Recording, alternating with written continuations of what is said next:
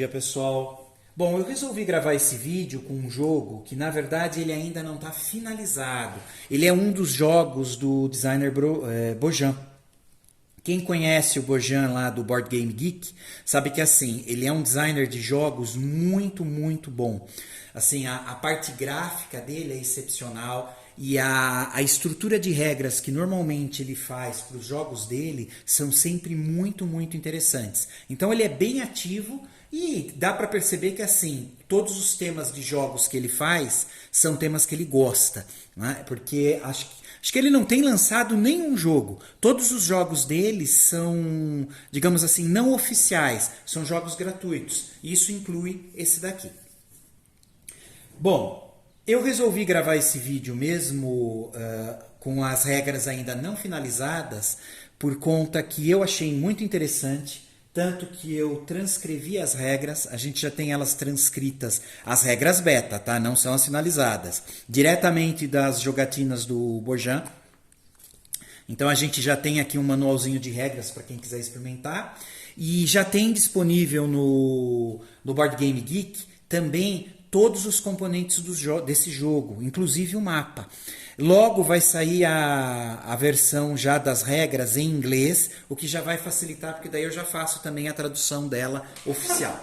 Então vamos lá, né? Deixa eu apresentar o jogo, assim, quem quiser acompanhar lá no canal do Bojan, no YouTube, ou mesmo acompanhar o desenvolvimento do jogo e das regras, é só entrar lá no Board Game Geek. O nome desse jogo é Escape from Innsmouth.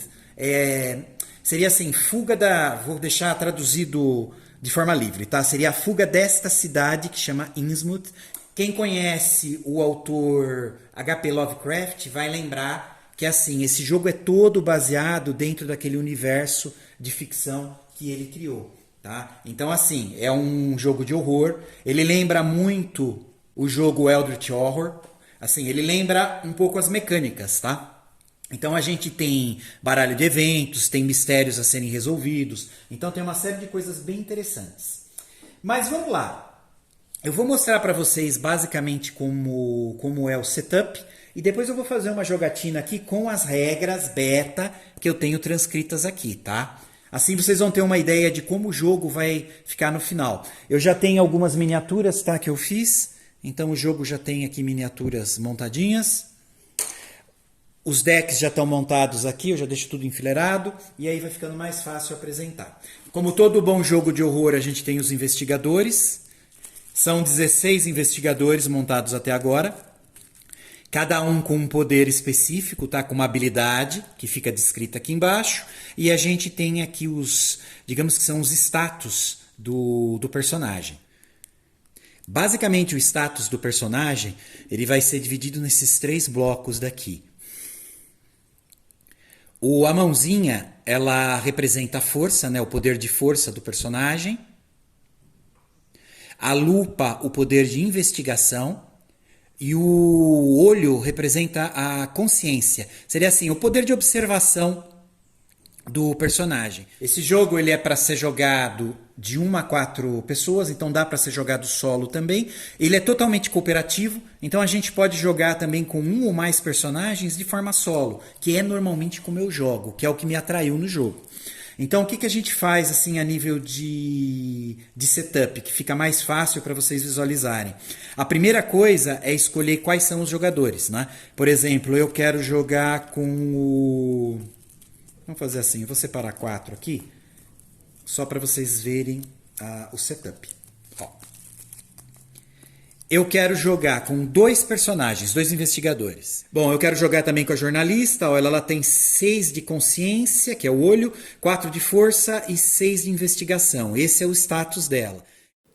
Bom, essa é a habilidade dela. Ó. Cada vez que ela descobre uma testemunha, ela ganha 2 pistas da sua escolha. Então, bem legal isso. É uma habilidade bem forte para esse jogo. A gente acaba tendo que coletar pistas dentro dessa cidade para tentar resolver os mistérios. Então, digamos que eu quero jogar com esses 2, tá? Depois que a gente escolhe com quantos investigadores o jogo vai ser jogado, no caso aqui 2, né? Pode jogar de 1 a 4. a gente vai colocar também os reservas. Os reservas, eles entram com o mesmo número dos investigadores que a gente escolheu. Então eu escolhi 2, a gente vai ter 2 reservas caso esses aqui morram. Então eu escolhi o psicólogo, vou colocar aqui. Olha lá, escolhi o psicólogo, ele tem também consciência 5, força 5 e poder de investigação 6. E a habilidade dele, todos os outros investigadores têm mais um acrescentado, né, às suas habilidades. Então, legal, quando ele estiver ativo, eu vou poder acrescentar naquele status mais um em todas as habilidades. Eu vou deixar o padre também de reserva, que olha lá, ele tem 7 de consciência, 4 de força, 5 de poder de investigação. E a habilidade dele é, cada vez que um mistério é resolvido, todos os outros investigadores ganham uma pista da sua escolha. Então é bem legal. Ele já vai ficar aqui, os 2 vão ficar reservas, então eu vou deixar eles aqui no cantinho. E a gente vai substituindo os mortos, né, do jogo por um deles lá. Bom, eu vou deixar as cartas aqui. Deixa eu arrumar um pouquinho a câmera. Vou deixar aqui os dois investigadores, tá? Os demais a gente não vai utilizar, então já ficam para lá. Eu já tenho aqui os marcadores para os 2 investigadores, né? A jornalista e o gangster. Depois a gente já vai colocar, deixar eles aqui. Dentro da estrutura atual do jogo, como ela está em beta, a gente não sabe se vai ter alguma mudança, mas basicamente funciona assim. A gente tem os blocos, que são exatamente essas, como se fossem quadras, né? Então, cada uma dessas a gente está denominando como bloco. Vocês vão perceber que existem cores agrupadas. Esses são distritos. Então, por exemplo, a gente tem esse distrito, que é onde tem esse prédio da estação policial, que está em vermelho. Então, esses 3 blocos formam um distrito. Isso vale para todos, tá? Então, cada cor que está nesse jogo é um distrito que é formado por blocos independentes, que seriam exatamente essas quadras. A gente tem os prédios, que são exatamente esses daqui, tá? Eles estão distribuídos no mapa, normalmente um em cada distrito. A gente tem essa área de ligação da parte norte da cidade com a parte sul, que são as pontes. Se vocês olharem aqui em cima, também existe essa legenda do mapa, que está dividido por cor, ou seja, os distritos que estão aqui, eles estão descritos aqui também, tá?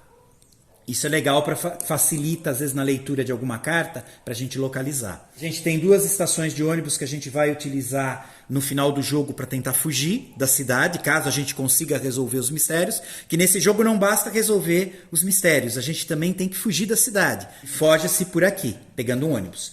A gente tem os táxis, tá? Que eles vão ficar aqui, é um marcador, que também é uma mecânica de movimento que a gente pode utilizar caso tenha dinheiro no jogo para se deslocar de um distrito para outro ou de um bloco para outro, dependendo da situação. A gente tem aqui também uma tabela. Essa tabela que está aqui do lado, que é os quadradinhos, na verdade, ela vai ser utilizada junto aqui com o Omen Track, que seria a trilha do presságio, tá? Os nomes são muito parecidos com o Edward Horror, né? Por isso que tem uma facilidade aí de aprendizado do jogo. Então a gente vai utilizar essa tabela com essa, que seria basicamente os cubos de terror, que eles vão sendo acumulados aqui no centro da trilha de presságio. A gente tem aqui a trilha da perdição, que seria basicamente essa daqui, que ela vai ser configurada e se chegar a 0 o jogo termina. A cidade é dominada por essas criaturas, né? E o jogo termina com a nossa derrota. Aqui do lado a gente tem algumas áreas para onde vai ser colocados os mistérios que a gente vai ter que solucionar. Exatamente nessa área roxa. Aqui em cima, General Store, é onde a gente vai colocar a lojinha. Então, os itens disponíveis para compra vão ficar lá. Deixa eu ver se eu esqueci alguma coisa. Eu acredito que não. Bom, eu vou começar a configurar, que daí eu vou apresentando, fica mais fácil, tá? Então, como está essa configuração beta? Basicamente, a gente tem um deck, que é esse roxo, que tem esse símbolo de pentagrama. Bom, pessoal, essa daqui é uma ficha de mistério. Só para entender, para resolver esse mistério, a gente precisaria descartar uma arma, que está marcado aqui, e mais aquelas pistas que estão ali embaixo. Então eu preciso de uma pista roxa, 2 verdes e uma amarela. Eu tendo essas pistas junto com uma arma, eu descarto e eu tenho resolvido o mistério. Esse ícone aqui do lado, ele é um ícone ruim para a gente. A gente vai ver quando ele for ativado o que vai acontecer. Bom, eu vou começar uma configuração só para vocês enxergarem, tá? Então eu estou com o deck roxo, que tem aqui esse tipo um pentagrama atrás. A gente vai embaralhar ele. Vai deixar ele aqui em cima. E eu vou distribuir 1, 2, 3, 4, 5 mistérios, tá? Então vamos lá. Então vai ser assim. Eu tenho 1, 2, 3, 4, 5. Aqui vão ficar os mistérios que eu tenho que resolver. Esse baralho vai já ficar aqui, né? Esse deck, que é onde eu vou repondo os mistérios conforme eles forem sendo resolvidos ou descartados. Bom, a gente vai precisar também desses marcadores de +1, que eles vão entrar como modificadores nas cartas, tanto aqui dos mistérios, quanto lá em cima dos itens. Lembrando de novo, pessoal, isso é a versão beta. Então, atualmente, a configuração que está sendo testada é utilizar esses marcadores da seguinte forma. A gente vai colocar um marcador nos 3 primeiros mistérios. Então, esse modificador, ele vai representar que a gente vai precisar de uma pista a mais para resolver esse mistério. Tá? Isso vale para as 3 primeiras cartas, as 2 últimas não tem. Lá em cima a gente vai usar a mesma lógica, só que agora só com 2 modificadores de 1. Então eu vou colocar tanto na primeira carta que vier para a lojinha, quanto na segunda. Já vou deixar eles aqui. Então significa que para comprar as cartas lá da lojinha, todos os itens custam uma pecinha de dinheiro. Aquelas 2 primeiras vão custar 2. Eu vou ter que somar esse bônus e alterar. A gente tem esse marcador aqui de táxi, que também quando a gente utilizar a gente vai virar. Vamos já deixar ele configurado, ele fica aqui em cima, pronto para uso. Aqui a gente tem o deck de itens, tá? Na verdade tem tudo aqui, itens, feitiços, etc. Tanto que depois a gente vai sacar daqui se pedirem alguma dessas cartas. Vocês vão perceber que tem aqui, ó, as cartas, elas são normalmente bem descritas. Então esse, por exemplo, é o tipo da carta. Olha, é um item, e o item é um feitiço. Deixa eu pegar uma outra aqui, ó. A gente tem o item, por exemplo, aqui, que é uma arma. Ele vai acrescentar +1 ao combate. Vou pegar uma outra aqui. A gente tem aliados. Por exemplo, esse policial.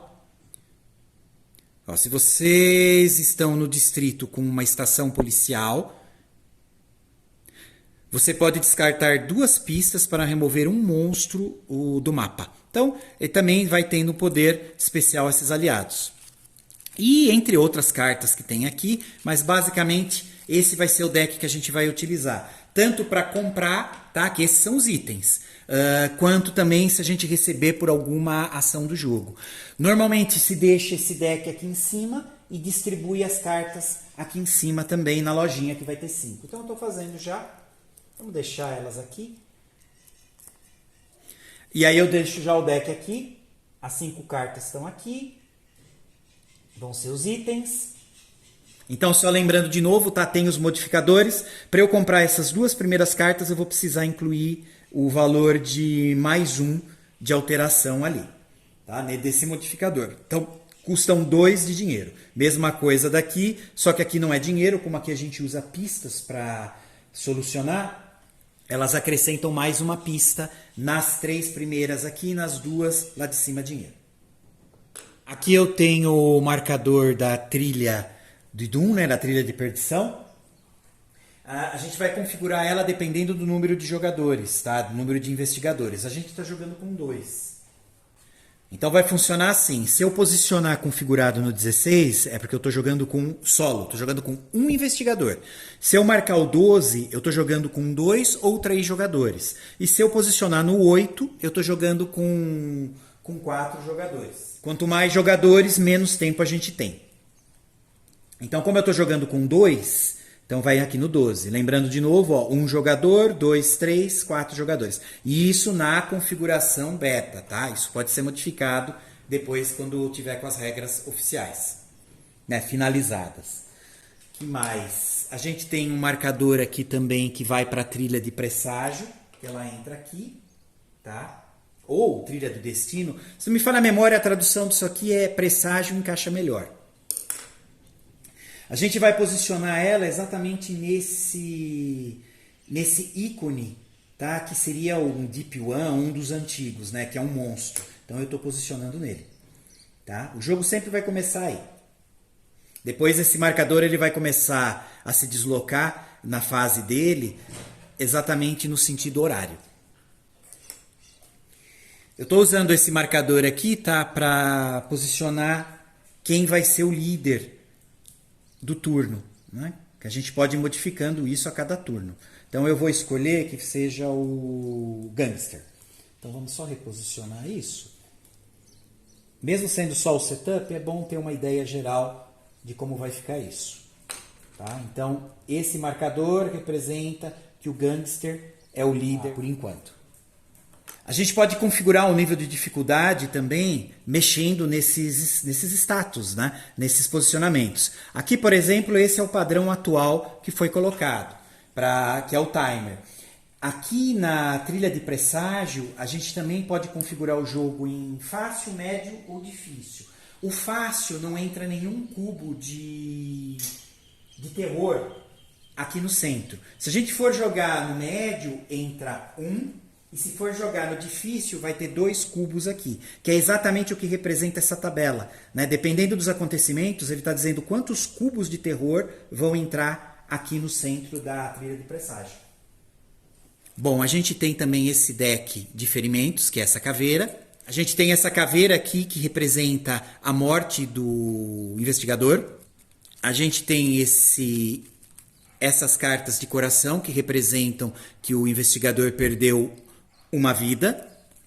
E a gente tem essas cartas verdes que são como se fossem runas, tá? Ela também entra nesse deck. Aqui no caso, quando a gente sorteia essa carta, a gente ganha, na verdade, um foco, né? Que é exatamente para poder rerolar os dados. A gente não perde vida e não morre. Então a configuração desse deck também vai estabelecer o nível de dificuldade. Só como exemplo, tá? Eu vou pegar o nível médio de dificuldade. Então, como que a gente vai fazer? Eu preciso separar 2 cartas de morte, que vão estar no deck, 3 cartas de sinal, então a gente vai usar aqui essas tipo runa que tem. Então, estou pegando 3 delas, elas entram nesse deck, a gente está construindo, tá? E a gente completa com as cartas de coração, que são as vidas. Então, estou colocando os corações aqui, que representa a perda de vida.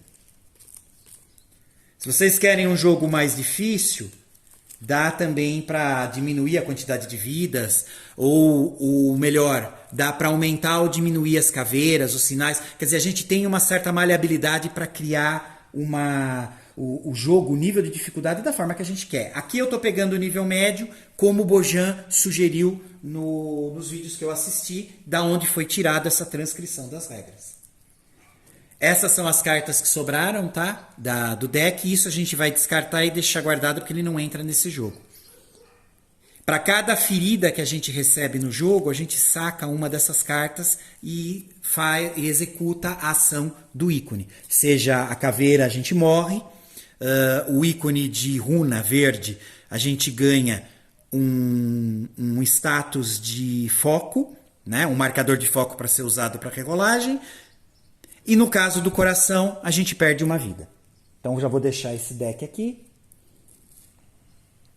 Aqui no caso, tá, pessoal, eu não vou colocar nenhum cubo, porque eu quero jogar no modo fácil. Então, a gente está jogando, coloquei a configuração do deck de ferida no médio. Estou colocando aqui a trilha Doom na posição certinha de 2 ou 3 jogadores, que é o que a gente tem aqui. Só que eu vou deixar o Omen Track, a trilha de presságio, né, ou destino, como vocês quiserem chamar, eu vou deixar sem nenhum cubo, que é para ficar mais fácil o início. Aqui a gente tem marcadores de mistério, né? Que é onde a gente vai posicionar nos vários blocos dessa cidade, e é onde os investigadores vão lá para descobrir o que eles são. Quando a gente vira, a gente tem um ícone, e esse ícone normalmente a gente executa o que ele pede. Aqui no caso eu achei uma pista, tá? Amarela. E a gente tem um tomo, que a gente vai sacar essa carta exatamente do deck de tomos e ver o que acontece ali. Bom, também a gente vai ver isso funcionando depois. Embaralhem então todos os tokens que vocês têm de mistério e começa a distribuir na cidade nos blocos, tá? Não vai ter nenhum mistério nos locais de prédio.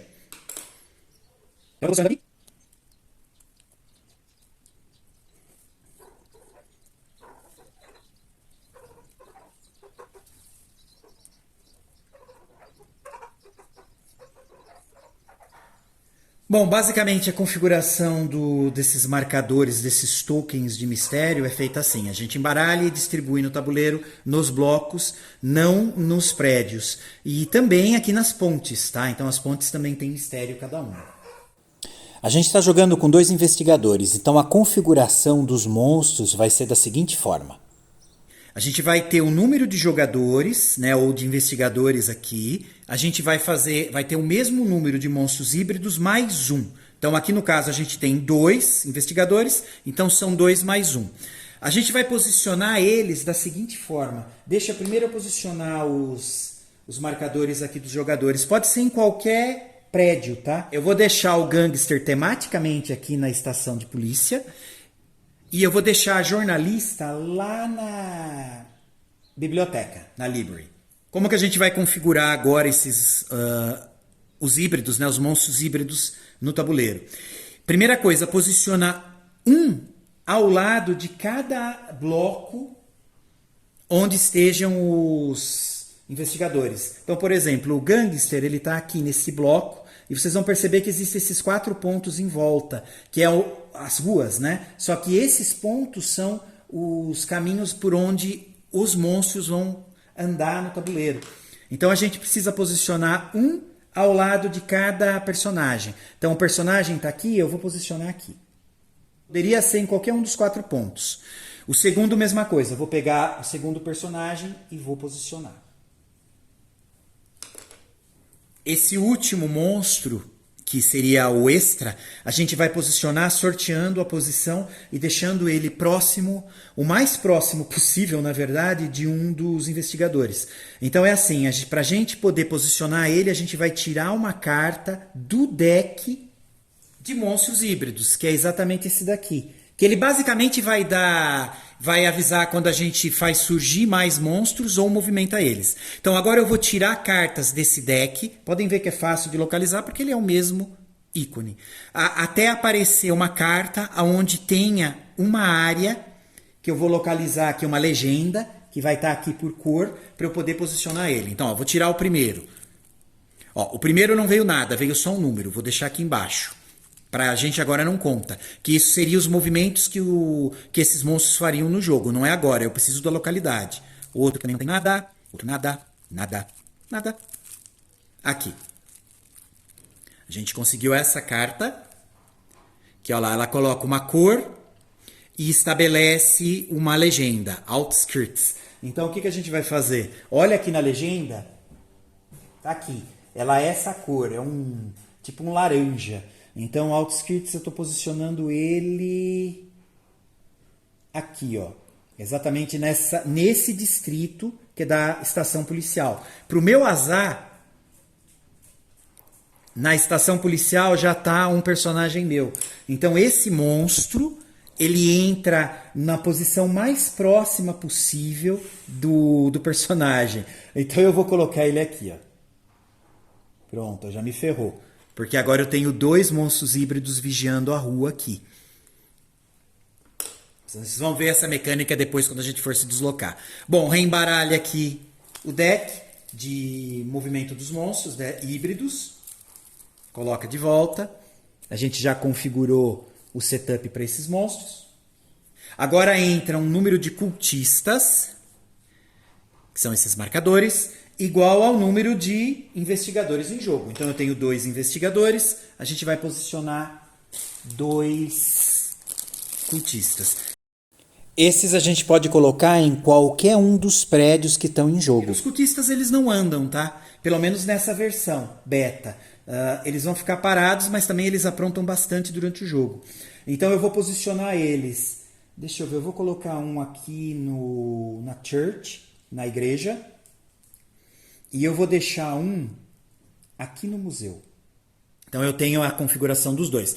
Lembrando de novo, tá, pessoal? A configuração dos monstros monstros híbridos entram em número igual ao número dos jogadores, mais um, tá? E a gente vai posicionar esses dois primeiros, um com cada personagem, né, em algum ponto desse bloco onde ele esteja. Aqui no caso eu escolho. O extra que entra junto, o híbrido, a gente vai sortear cartas aqui do deck de movimento deles, né? Até que saia o local exato, a legenda, que eu vou consultar aqui para ver aonde o monstro entra, em qual distrito, na verdade. E aí eu posiciono o monstro mais próximo do personagem que tiver, mais próximo. Aqui no caso, eu dei azar porque já estava aqui. Se eu tivesse com esse personagem aqui, por exemplo, o híbrido extra apareceu aqui. Eu ia posicionar ele aqui também, ó, o lugar mais próximo. Ó, 1, 2, 3. Parece confuso de início, mas depois que a gente experimenta jogando, percebe que assim, tem toda uma lógica, uma temática envolvida. Aqui não vai entrar ainda nenhum Deep One, né, nenhum dos antigos, que é, de novo, esse ícone de monstro aqui. Então esse monstro ainda não surge, porque não tem, é como se ele surgisse de um portal. Ele não vai surgir ainda. Bom, pessoal, basicamente é isso. Que eu lembre, a configuração básica é só isso. Não esqueçam que a gente está com um número de investigadores igual. Então eu estou jogando com 2, eu tenho 2 reserva. Quando um desses morre, o reserva entra. Se acabar os reservas, acabou o jogo, a gente perde. Se esse marcador na trilha de perdição chegar a 0, a gente perdeu o jogo. Se acabar as cartas de mistério, né, terminou as cartas de mistério, eu não consegui resolver a quantidade pedida, a gente perde também o jogo. Também acho que faltou falar isso.